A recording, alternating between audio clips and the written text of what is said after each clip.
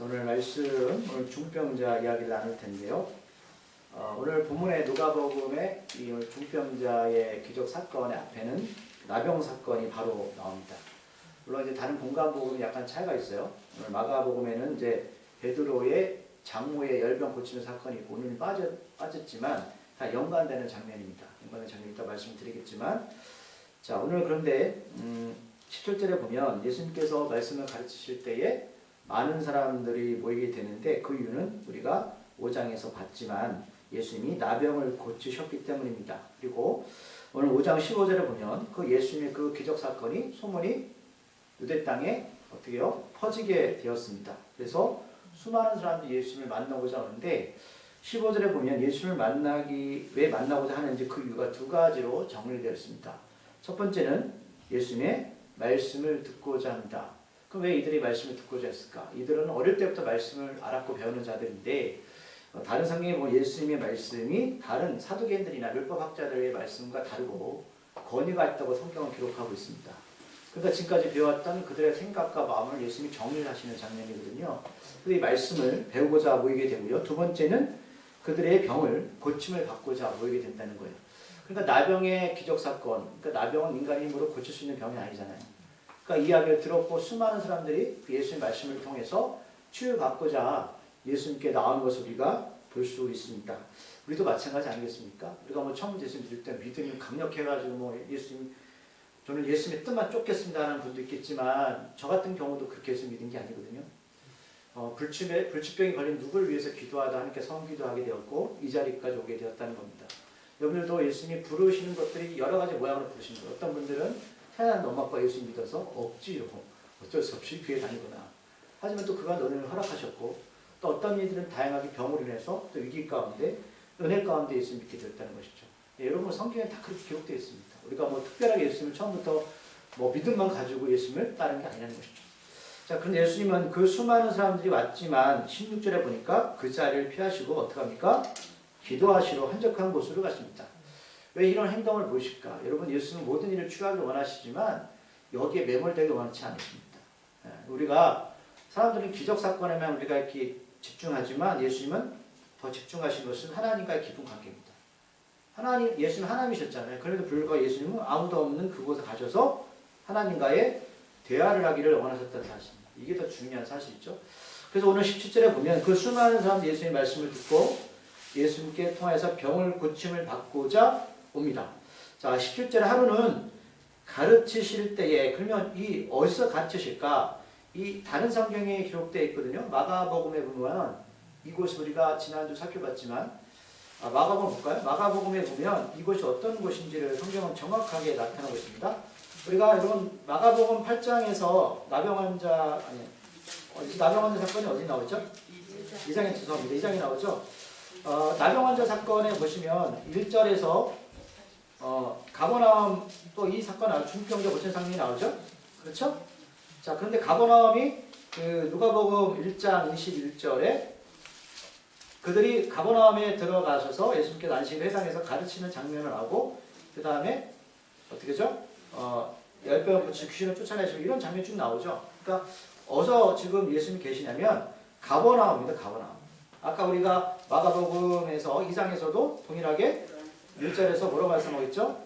수요일 후에 예수께서 다시 가버나움에 들어가시니 오늘 누가복음은 이 지명을 말하고 있지 않지만 마가복음은 이 지명을 정확하게 어디인지를 기록하고 있다는 사실입니다. 자, 가버나움의 동네에 들어가셨습니다. 거기서 예수님은 전에서 어떤 일을 하셨냐면 귀신 들린 자를 고치셨죠. 이 중병 전 이야기입니다. 똑같은 가버나움 동네에 가셔서 예수님은 귀신 들린 자들을 고치셨고 거기서도 말씀을 선포하실 때 회당에서 그때 그 수많은 사람들 가운데 갑자기 귀신 들린 자가 불쑥 튀어나오죠.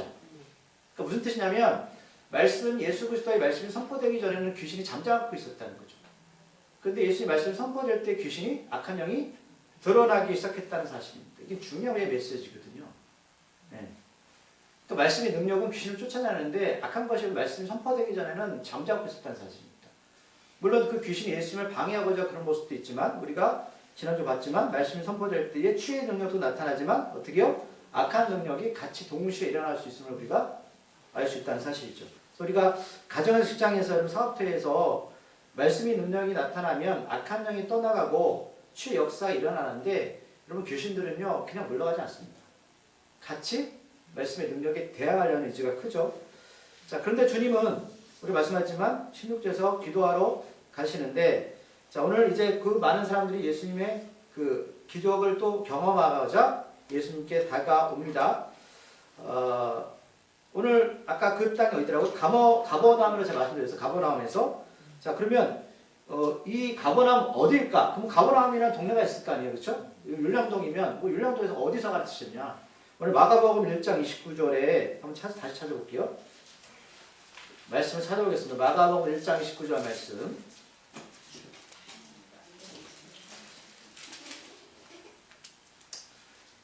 53절입니다. 마가복음 1장 29절. 찾았습니까?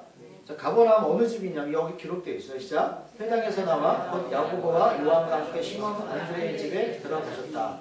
귀신 들린 사람은 가버나움 안식일에 회당에서 고치시고 나서 예수님이 어디로 가셨냐면 갈릴리 가서 사방에서 그 소문이 퍼지고 나서 시몬과 안드레의 집에 들어가시거든요. 근데 오늘 누가복음에는 이 내용은 없어요. 네.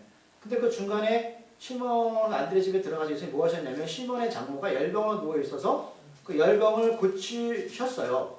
근데 그러면서 2장 1절에 여기 마가복음에는 중병자 사건이 나오죠. 그러니까 계속 예수님 어디 계셨다? 안드레와 시몬 집에 베드로 집에 머물고 계셨던 겁니다. 그 가운데 이제 시몬의 장모 열병 고친 사건이 나온 거예요. 그러니까 정확하게 위치를 아시겠죠?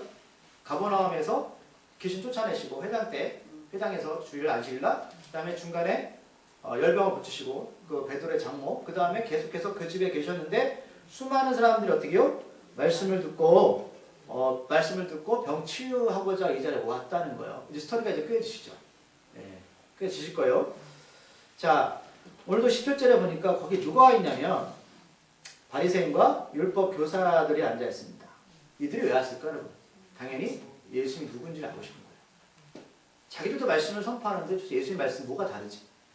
나오고자 이 자리에 왔습니다. 왜냐하면 오늘 이제 중반 후반에 가면 이들의 생각과 마음이 이렇게 나타나는 장면이 나와요. 그러니까 사람들이 여러분 자기가 가져왔던 가치관이나 생각을 바꾸기가 쉽진 않습니다. 자, 근데 거기 이제 가버나움에 있는 베드로의 그 집에 예수님이 있었는데 거기서 수많은 사람 와서 17절 후반절에 보니까 병을 고치는 주의 능력이 예수와 함께 하더라라는 것입니다. 그럼 여기서 병을 고치는 능력은 주의 능력, 별개로 표현하고 있죠. 성령입니다. 예수님이 성령이시지만 예수는 인간의 몸을 갖고 계시잖아요. 그러니까 예수님이 계시지만 거기에 성령의 능력이 임했다는 거예요. 그러면 성령의 능력은 뭐다? 병을 고치는 능력이 있다는 것이죠. 네. 그리고 우리가 성령을 받아야 되는 게 여기 있는 것이죠. 예수님이 함께하는 성령의 능력이 함께 우리한테 임하는 겁니다. 그러니까 말씀과 치유의 능력은 같이 임하게 되어 있습니다. 그냥 우리가 어떤 사람한테 가서 그냥 병 고침을 우리가 기도해 주는 게 아니고 예수님 이름이 선포될 때에 말씀이 선포될 때에 어떻게 해요? 치유의 능력이 같이 나타나고 있다는 사실입니다. 이걸 증거하고 있어요. 근데 오늘 예수님께서 왜 이런 일을 행하실까? 뭐 예수님이시니까 라고 생각할 수 있겠지만 철저하게 예수님은요 하나님의 뜻을 이루고자 하신 겁니다. 우리가 예수님의 행적을 쭉 보지만 예수님의 탄생과 3년의 공생의 기적과 치유 사건에서 십자가의 죽음과 부활이 자기가 원해서 자기가 바래서 그렇게 마음대로 행동하는 게 아니라 철저하게 하나님이 계획된 대로 구약에 있는 말씀을 어떻게 해요? 성취하는 사건이거든요. 그러니까 오늘 여러분 이 치유 사건이 왜 일어날까? 예수님이 그들이 불쌍해서 맞지만 구약에 있는 말씀을 이루고자 하는 것이거든요. 우리가 오늘 말씀을 좀 세부적으로 찾아볼게요. 오늘 이 예수님의 치유 사건은 그냥 갑자기 일어난 사건이 아니에요. 자, 출애굽기 15장 26절을 한번 찾아보겠습니다. 출애굽기 15장 26절 구약의 105쪽입니다. 출애굽기 15장 26절 말씀.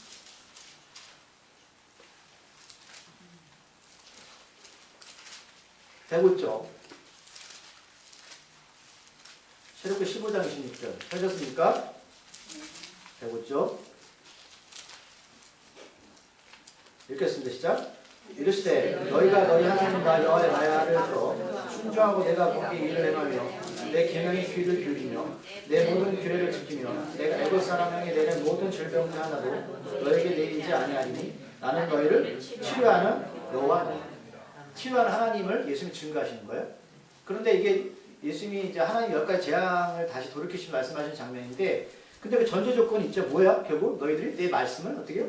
내 말을 들을 때 말씀을 듣고 행하면 어떻게? 내가 치료와 강사를 부어주겠다. 치료하겠다 말씀하시는 거죠. 그러니까 오늘도 이 사람들이 두 가지라고 말씀드렸잖아요. 말씀이 선포되어지고 그 동시에 뭐가 일어난다? 치유 사건이 일어난다. 우리는 치유 사건에만 집중하잖아요. 전혀 그렇지 않습니다. 예수님 하나님은 말씀에 더 집중하시는 거예요. 말씀이 전제 조건이 되고 그 다음 왜 치유가 일어나는가? 여러분 그걸 보셔야 되는 거죠. 말씀을 증거하기 위해서 하시는 거예요.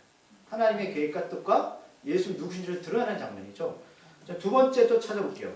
예레미야 30장 17절. 쪽수로 피세요. 모르시면 1098쪽입니다. 성경에 따라 약간 차이가 있지만 한 주 정도 차이 날 거예요. 1098쪽. 예레미야 30장 37쪽.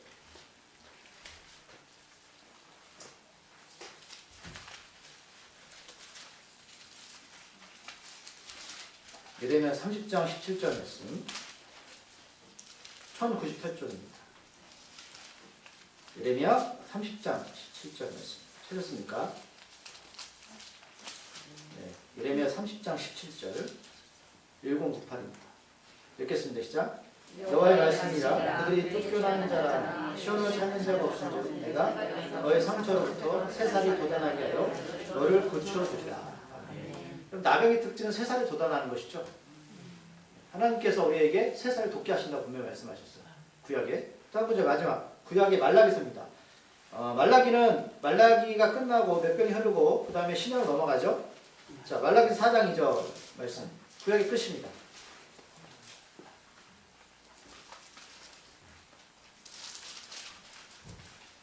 말라기 4장 2절.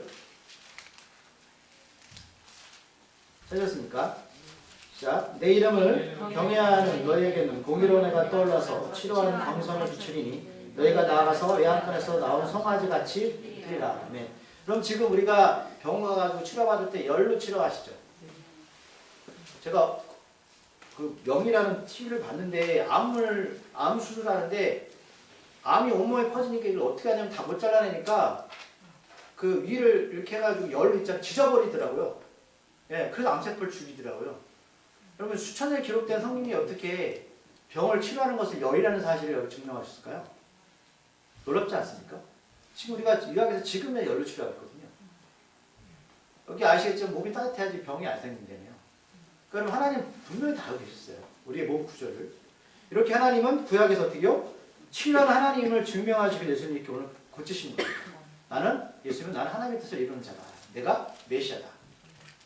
오늘 이제 본격적으로 들어갈게요. 18절에 보니까 수많은 사람이 예수님께 왔지만 결국은 성령의 능력을 경험하는 자가 누군가. 우리가 아까 학생부 예배 때 여기 나눴지만 잘 복습하시면서 이렇게 중요한 패턴입니다. 저는 여러분들한테 이게 일어났네 끝나는 게 아니라 어떤 이들이 수많은 가운데 예수 그리스도의 은혜를 경험하는 거예요. 여러분 그 패턴을 보셔야 되는 거예요. 수많은 사람이 예수님을 찾아오지만 예수님 모두에게 집중하시는 게 아닙니다. 자, 한 중풍병자를 18절 사람들이 침상에 메고 왔다는 거예요. 중풍병이라는 것은 이제 한자 두 가지가 이제 합성어입니다. 뭐냐 풍자하고 중 맞았다는 겁니다. 이게 옛날 어르신들은 중풍병을 생각하면 바람을 맞은 병이에요. 그러면 우리가 뼈가 바람이 맞으면 숭숭 뚫리잖아요. 그렇죠? 무 숭숭 뚫린 거 보셨어요? 마셨거든요. 그렇게 생각했던 것 같아요. 그래서 중풍병 부르는데 이걸 의학적으로 말하면 제가 이거 치유를 제가 설계해주면서 의사가 다 됐습니다. 이게 중풍이 뭐냐면 뇌의 어떤 부분에 혈액 공급 양이 줄어들거나 뇌혈관이 터질 때에 나타나는 병이거든요. 그래가지고 우리의 지체가 움직이는 팔다리가 뇌신경에 전달을 받아야 되는데 뇌가 역할을 못하니까 마비가 오는 거예요. 어떤 분들은 뭐 한쪽 마비가 오기도 하고 어떤 분은 전체 마비가 오기도 하는데 정도의 차이는 있어요. 그래서 혈관을 뚫어주잖아요. 병원 가면. 그게 안 되면 스탠드 가가지고 이제 혈관 속에 얇은 걸 넣어가지고 뚫어주거나 이 풍선을 넣어주거든요. 지금 치료하면 이렇게 할 수밖에 없는 거예요. 약물이 안 되면 그렇게 하거든요. 근데 옛날에는 그렇게 할 수가 없잖아요. 그러니까 이 사람은 결론은 그 침상에 메고 왔다는 것은 좀 중증 환자라는 겁니다. 왜요? 중증 환자 아니면 좀 나으면 잘 걸어오겠죠. 굉장히 중증 환자죠.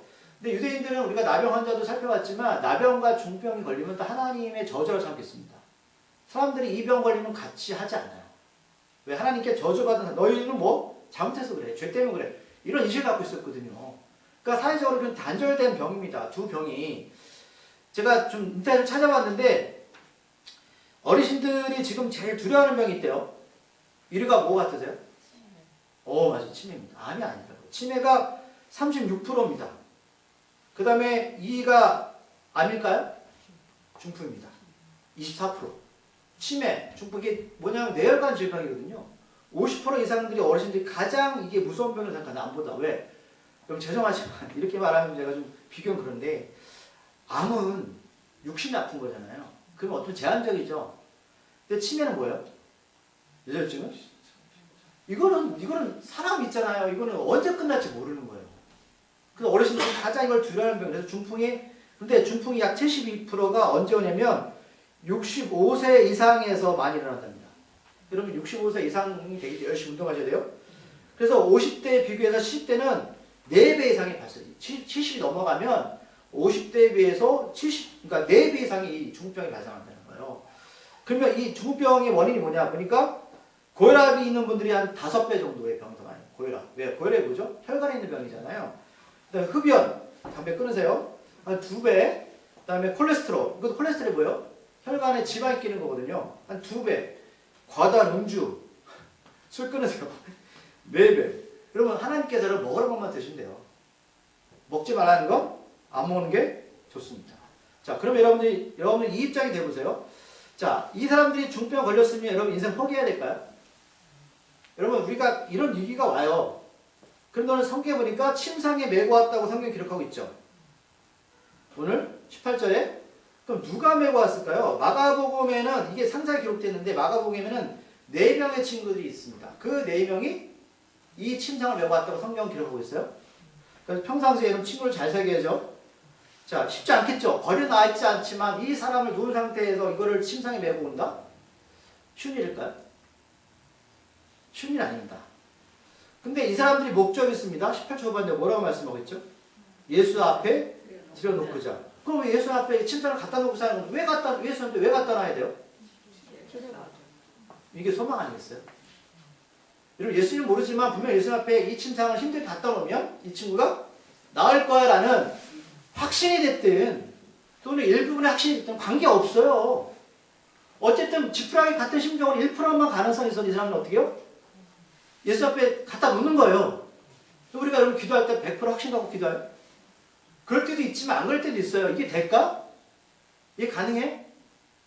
이 사람들이 저는 모르겠어요. 이 100%가 믿음인지 1%의 믿음인지 모르겠지만 1%든 100%든 어쨌든 간에 이 친구를 침상에 메고 힘들지만 그 거리가 얼마인지 모르겠지만 메고 예수 앞에 가면 이 병이 나을 수 있을 것 같아 라는 거예요. 이게 믿음의 출발점입니다. 예. 오늘 성경 이 사람이 100% 믿음 있다고 말씀하고 있지 않아요. 그냥 4명이 한번 가보자 이거예요. 가보자.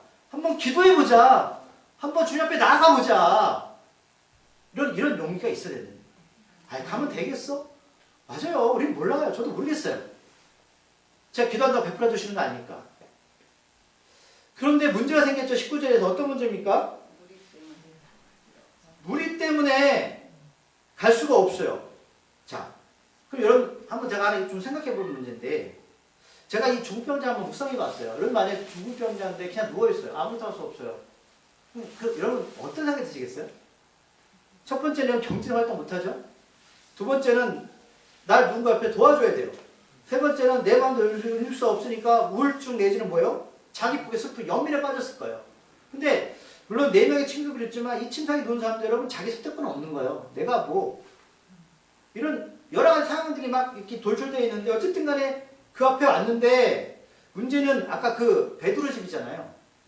근데 옛날 그 베드로 집 얼마나 크겠어? 어부인데 사람들이 꽉 차 있는 거 안고 수많은 사람들이 왔다 그랬잖아요. 그런데 그 침상을 메고 갈 수 있다 없다? 들어갈 수가 없어요. 그럼 이제 뭐가 남은 거예요? 선택의 문제라는 거예요. 예수님이 나타나시고 야 그래도 가봐 이러면서 하셔요? 여러분 우리가요 내가 이만큼 기도했어. 내가 주님께 놓고 나가는데 여전히 그 자리야. 그럴 수 있습니다.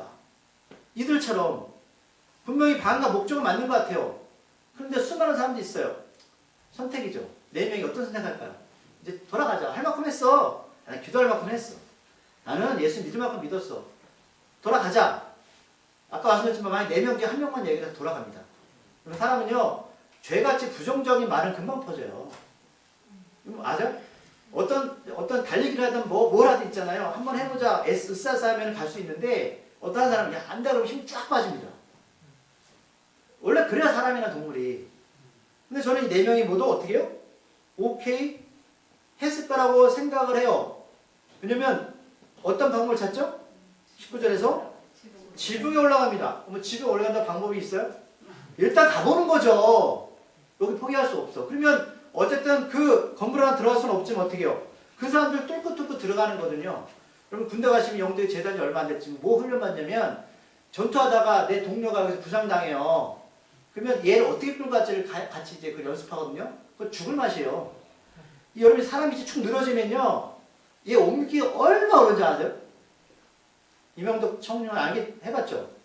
네? 정말 미치겠는 얘를 대고 있잖아요.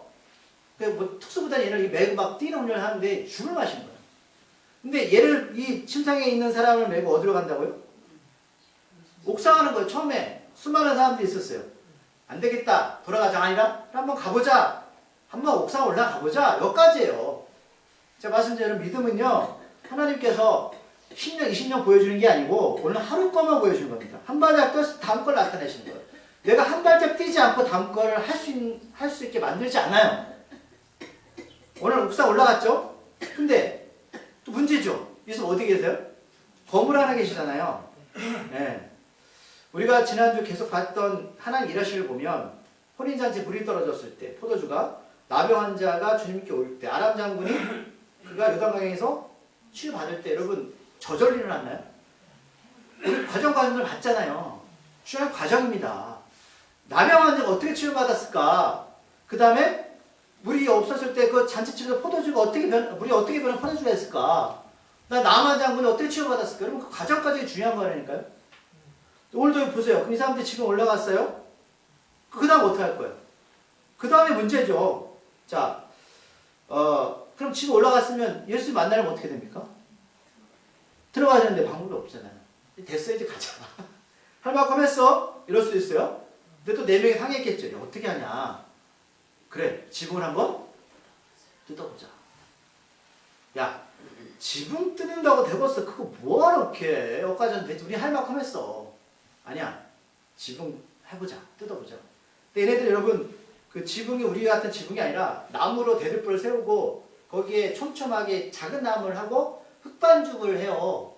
콘크리트 벽이 아니기 때문에 충분히 이렇게 떼어낼 수 있지만 그게 쉬운 일은 아닙니다. 쉬운 일 아니에요. 우리가 여러분 여리고성 이야기 아세요? 여리고에서 여호수아가 그 여리고성 단단하니까 하나님 그러잖아요. 너 7번 돌아. 근데 그 중에 하나를 주시켰어요. 아무거나 하지 마. 왜 그랬을까요? 여러분 수많은 사람들 있잖아요. 그 돌면서 일주일 돌 때 무슨 생각할 거예요? 야 이거 돈다고 이게 무너지겠니? 그 한 사람이 그 부정적으로 말하잖아요. 공동체 전체가 병들어가는 거예요. 그래서 하나님 너 아무나 하지 마 그러는 거예요. 얼마나 속에서 끌어올려. 야 이게 하고 싶은데 이거 되겠어? 이거예요. 여러분 공동체는요. 한 방에 한 목적성으로 가야 되는 거예요. 누군가 나를 의지하는 순간에 여러분 그 공동체의 기적은 여러분 사라지는 겁니다. 그러니까 어쨌든 4명이 어떻게 해요? 귀화를 보니까 어떻게 말씀 보니까 벗기고 근데 문제가 생겼어요. 뭐예요? 그럼 얘는 어떻게 할 거냐고 침상에 있는 애를 예수 올라오라고 말씀드려요? 아까 우리 학생배우에 나왔지만 그래? 줄로 매서 내리자. 이것도 별 생각 다 하는 줄은 어딨냐? 어떻게 매야 되냐? 이러고 중간에 떨어지면 죽을 텐데 그런데 뭐야? 한번 해보자 해요. 해보자. 그래서 얘를 메고 어떻게 해요? 벗기고 내리는 거예요. 처음에 막 지붕을 뚫을 때 여러분 사람들이 밑에서 알았을 거 몰랐을 거예요. 뭔 소리야? 막 크게 떨어지고 그렇죠? 뭐냐? 그런데 보니까 뭐가 내려와요? 사람이 내려와요. 지붕에서 상상도 못한 일이에요. 왜 상상을 못하냐면 어떻게 저렇게 하지? 나라면 저렇게 못할 거야. 그때 모든 사람이 예수님과 그 침상에 있는 환자를 집중해요. 근데 이런 사건이 성경에 또 나와요.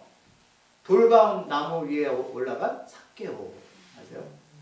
누구한테 집중하는지 보세요.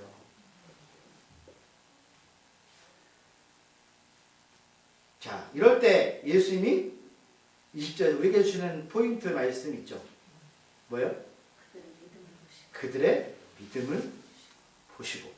제가 질문을 던질게요. 지금 예수님은 그 행위를 먼저 보신 거예요? 믿음을 보신 거예요? 믿음을 보셨다는 거예요. 믿음이 있으니까 행동이 나오는 거예요. 생각과 마음이 있으니까 행동이 나오는 거예요. 그들의 믿음을 보셨다는 거예요. 어떤 믿음? 그 과정 가운데 포기하지 않고 예수님 앞에 나갈 거야 라는 믿음을 보셨어요. 중풍병자의 믿음을 보신 겁니까?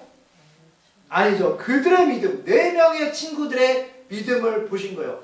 중풍병자는 할 수 있는 게 아무것도 없어요. 할 수 있는 건 뭐냐면 입만. 야야 힘들어 천천히 가. 뭘 하겠어요. 자기가 움직일 수 없는데 예수는 그들의 믿음을 보셨다는 거예요.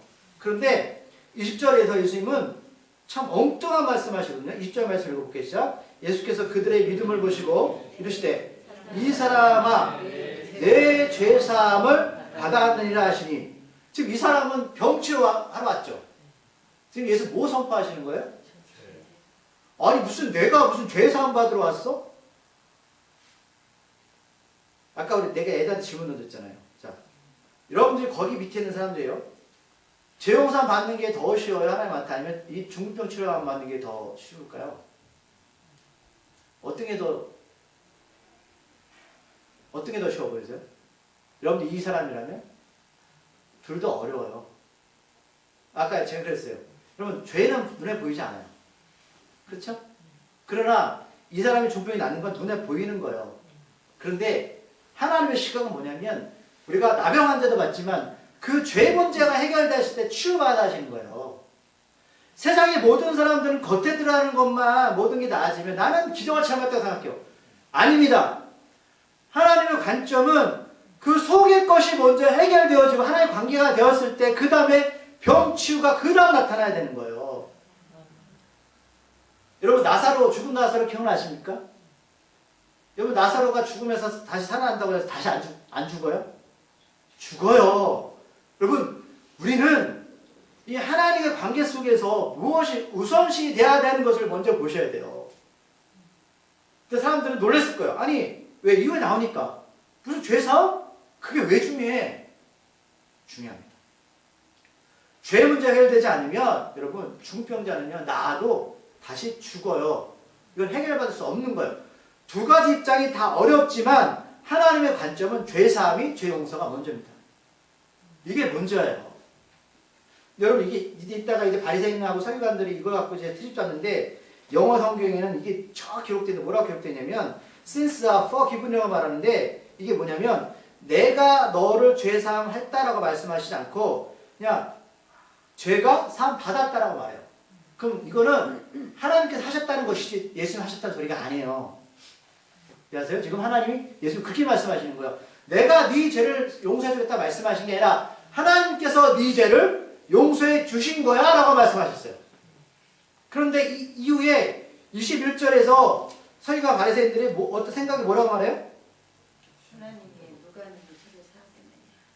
신성 모독죄. 예수님이 죄 용서하셨다고 말씀하셨어요. 예수님 그렇게 말씀하신 적 없어요. 하나님이 네 죄를 용서하셨다고 말씀하신 영어 성경에 분명히 나와 있어요. 그런데 사람은 자기가 듣고 싶은 것만 들어요.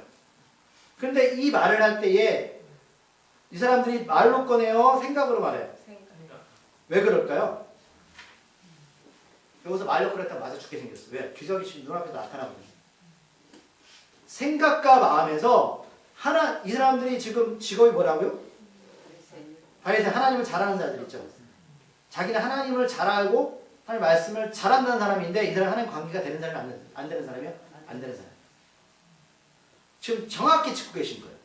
그러면 예수님은 죄사함은 하나님의 관점에서 말했지 자기가 하지 않았어요. 근데 예수님의 시선을 그렇게 바라보고 있으니까 이 사람이 뭐다? 신성 모독죄다.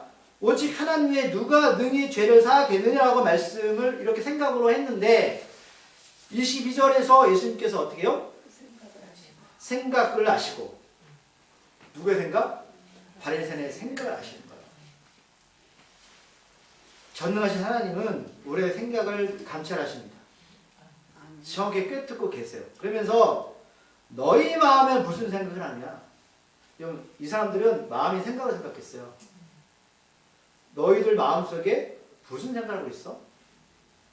이 그들의 믿음, 그 친구들은 어떻게든 예수님께 가면 있는 그대로 예수님을 통하여서 취업을 받는 생각했는데 하나님을 안 당하는 애들보다 그 생각이 하나님과 멀어져 있는 거예요. 너희들 무슨 생각하고 예수님 믿고 있니? 하나님 믿고 있니? 이걸 질문 던져 우리한테. 너희들 왜 이 자리에서 예배 드리고 있니? 무슨 생각으로 이 자리에 왔어?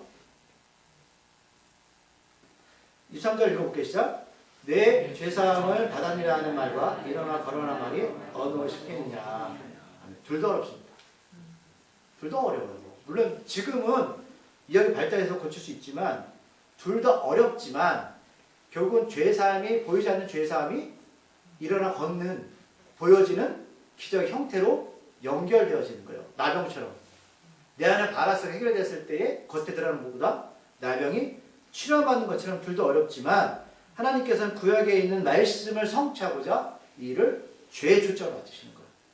이 병도 죄 때문입니다. 그럼 성경에는요, 세 가지가 있습니다. 그러니까 병이 걸리는 게 첫 번째 귀신, 두 번째 죄, 세 번째 바이러스입니다. 성경에 예수님이 병을 고치실 때는 다르게 고치십니다. 그리고 이걸 참 구별하기 쉽진 않지만 세 가지 패턴 나오는 거예요. 바이러스는요, 병 가야 돼요. 그렇죠? 그러니까 이 세 가지 예수님은 다르게 일을 이렇게 접근하셨거든요.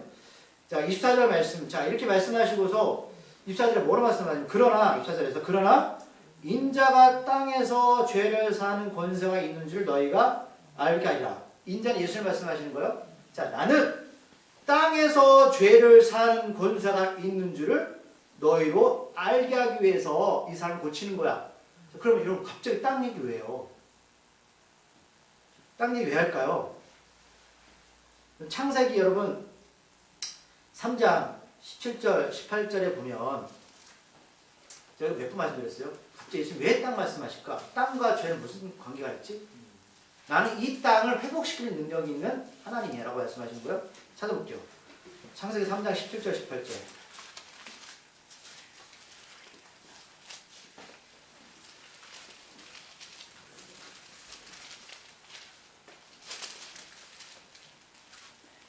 자, 앞에는 여인에 대한 예수님께 죄 문제가 들어왔을 때 그 문제에 대해서 이 여자는 어떻게 해요? 아이를 낳아야 되고 남편이 그 여자를 다스리고 이런 걸 저주를 주셨어요.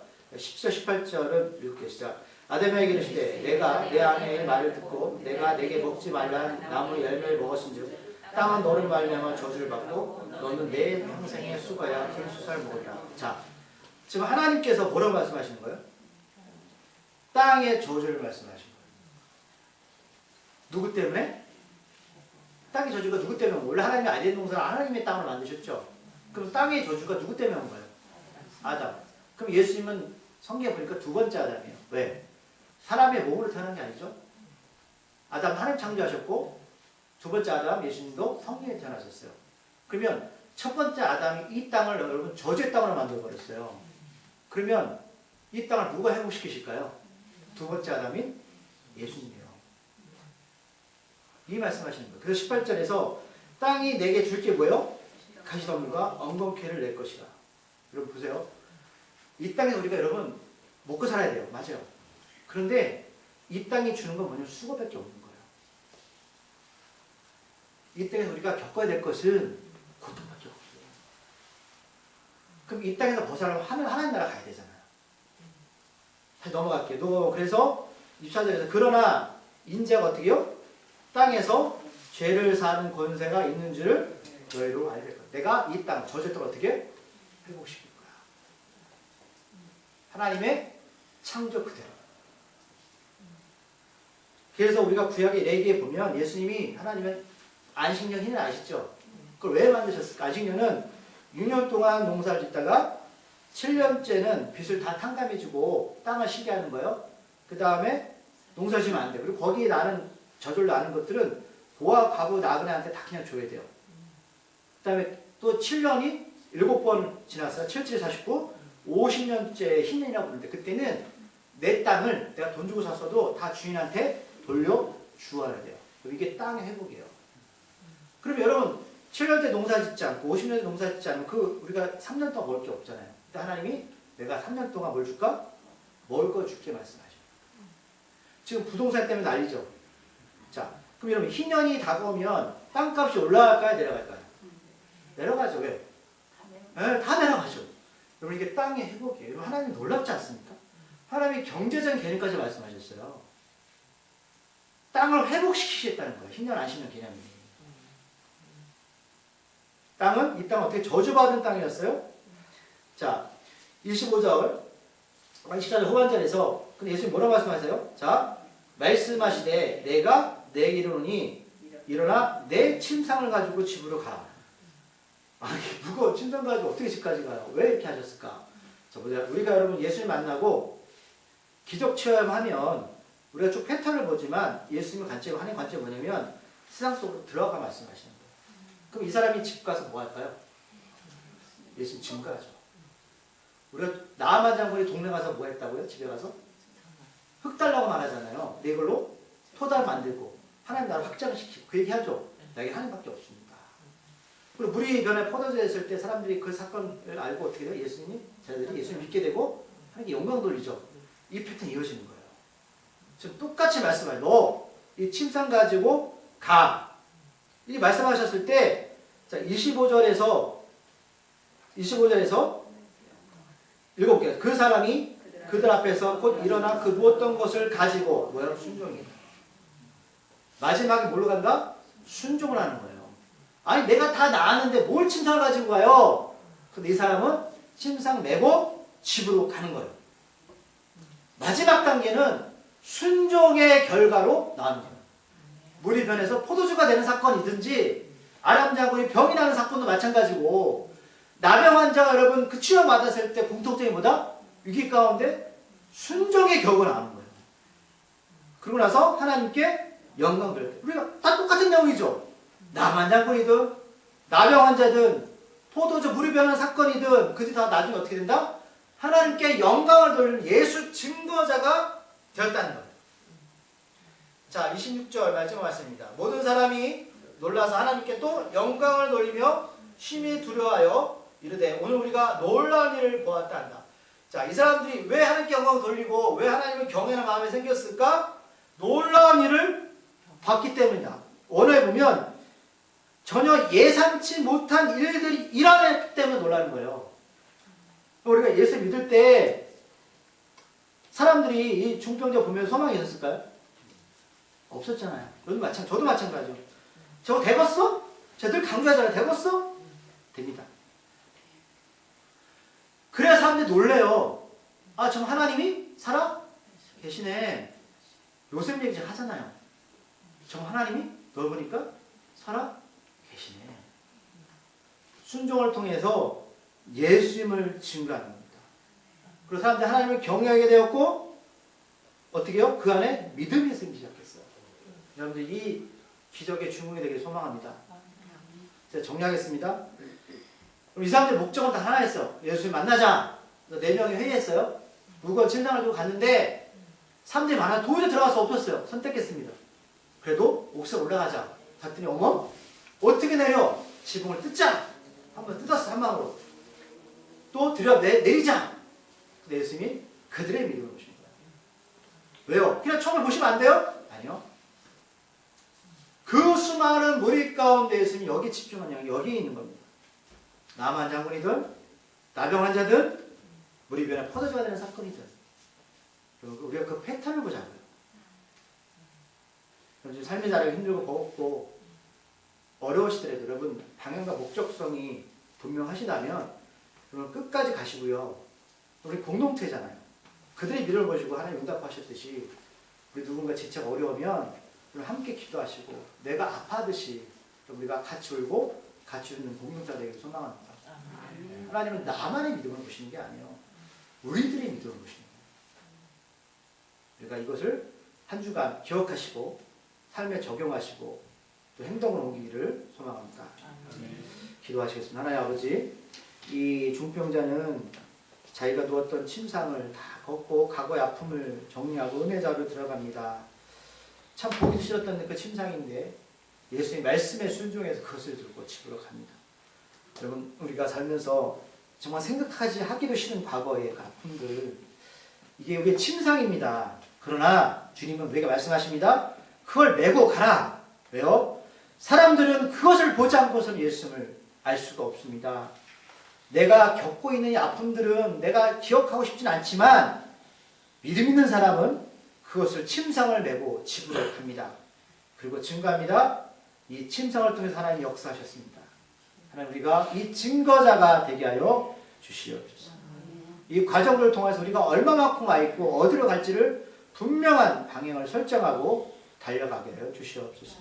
우리 모두가 그들의 믿음을 담게 하시고 그들의 믿음처럼 되게 하여 주시옵소서. 예수님의 이름으로 감사기도 드립니다.